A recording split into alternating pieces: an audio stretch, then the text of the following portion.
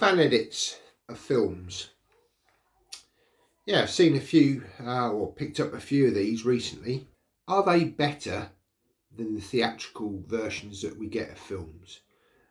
Are we starting to see fans actually producing, with the content that's already been provided, an actual better cut of the film? So let's get into that today on the channel. Yeah, welcome back to the channel. So fan edits, can they be better than the theatrical versions of the films that we've had? Older films we're talking here. So I've got two examples that I'm going to share with you. The first being the Alien 3 Legacy Cut. So this has been done by a fan production company that have gone in and they've remastered this film in 4K quality.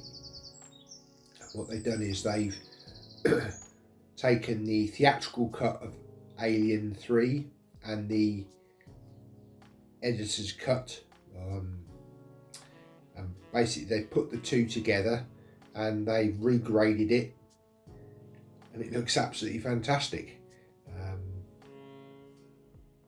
Now it's called Project A34K. They have released a digital version of this that you can look at online. You can watch it. This company is making no profit out of the film at all. They just wanted to go back in and restore this film to what the fans probably would want, by ejecting certain parts of the story, changing the ending, and just generally sort of cleaning up the image for us to enjoy. So there's that one, Alien 3, and then the most recent one I've got, and I have done several videos on this one, and it is Never Say Never Again. This has two cuts on there. It has the Never Say McClory Again edition, and then this also has the 40th anniversary Eon cut.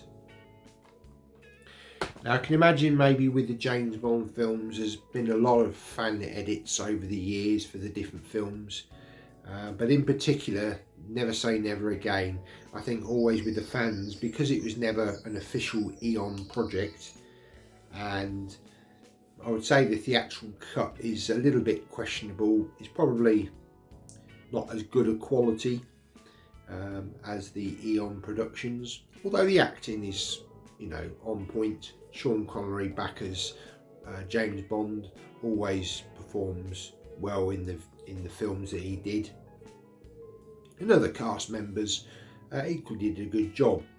This was more around the music and maybe sort of editing certain scenes out of the film, changing the introduction to the film so it was more in line with the Eon pictures.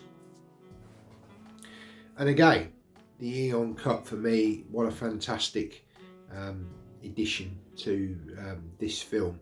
It's kind of would be the preferred way to watch this film now for me, even though we've got the official theatrical cut, which I do own. I do own it on DVD, but highly unlikely that sort of fan edits will ever get official releases.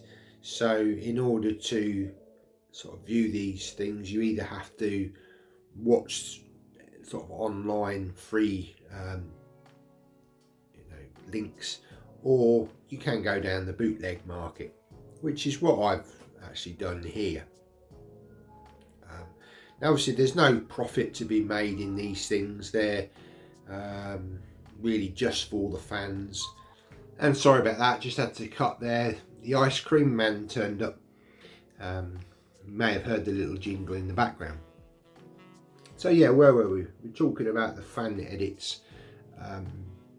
These are done purely to sort of service fans, but it is kind of giving you this sort of impression that maybe a lot of fans aren't always satisfied with some of the cuts that they get on these films, and people are going in and reimagining them almost.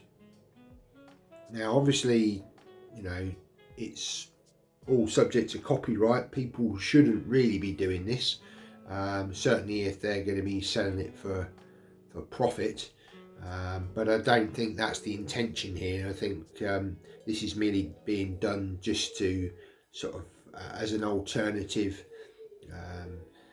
It's not meant to be sort of a money-making thing at all. People just want these versions of the films, because they offer something different. I wouldn't say that all fan edits are sort of equal and are as good. I just mentioned the Ghostbusters ectoplasm cut. Now I don't own that one, but I know AJ reviewed that recently, and it's a fan edit where Ghostbusters 1 and Ghostbusters 2 has been put together as to one film. Now he kind of said that whilst they've inserted deleted scenes that were in there before, it doesn't really work that well. Overall he wasn't that impressed with it. But again, fans have gone in and decided to give us a different cut of a film. And sometimes they work and sometimes they don't. Now let's just move on to Star Wars. Now the original trilogy that came out, Star Wars A New Hope, Empire Strikes Back and Return of the Jedi, originally they were all theatrical cuts, and then George Lucas obviously went it back in, tinkered with them, added special effects, extra scenes, etc. But for a lot of Star Wars fans, there's still a lot of love for those original cuts. Now I do believe there's been people that have created what's called the despecialized editions of those films. Again, I don't actually have any of those in the collection, but I know of people that do have them, and again they've been sort of tried to be made to look like 4K, HDR, sort of colour grading and this sort of a thing has been done to them, and a lot of people are sort of very happy with those despecialized editions. Again, they're all bootlegs or files that people can watch digitally. It's not meant to be anything where people want to make a profit out of somebody else's work. All they're really wanting to do is just to give people an alternative cut to these films. George Lucas has gone on record and saying that he would never ever want to release the original cuts of the first 3 Star Wars films again. Now obviously he has sold that to Disney, so possibly we may get further down the line 4Ks of those original theatrical cuts, but it's highly unlikely, but not impossible. But anyway, until that decision is made, if it is made, there are these despecialized editions out there that people can source and add to part of their collection.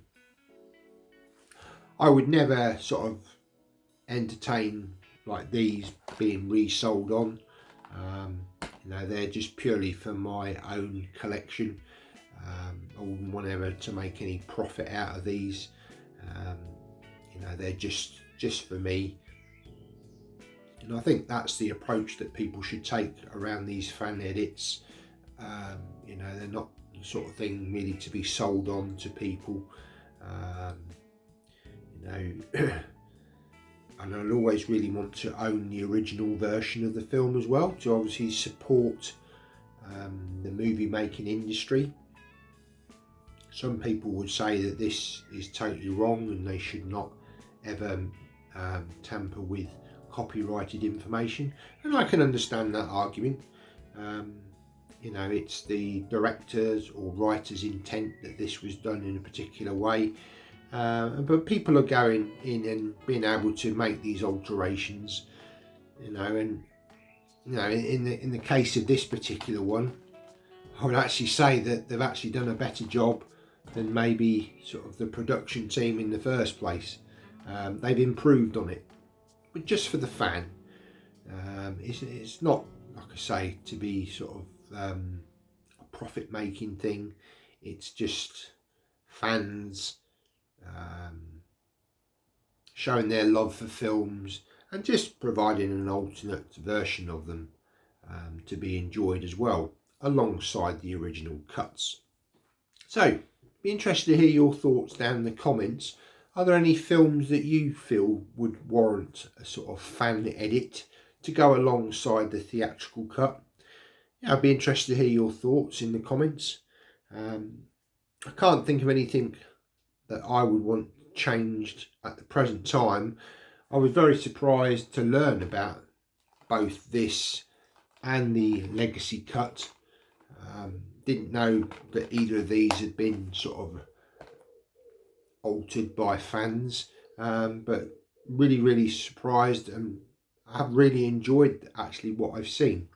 So yeah, I'd be interested to hear what else you think could warrant sort of having a fan edit, just for people to enjoy,